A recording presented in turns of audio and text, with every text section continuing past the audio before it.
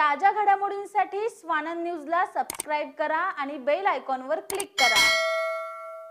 ठाणे जिल्ह्यातील पर्यटकांचे आवडते पर्यटक केंद्र म्हणून ओळख असलेले खडवली येथील भातसा नदीच्या किनाऱ्यावर असलेल्या हॉटेल व धाब्याला काल दुपारी अचानक आग लागल्याची घटना घडली असून या आगीमुळे पर्यटकांची मोठी प्रमाणात तारांबळ उडाल्याने जीव वाचवण्यासाठी धावपळ झाल्याचा व्हिडिओ सध्या सोशल मीडियावर व्हायरल होतोय।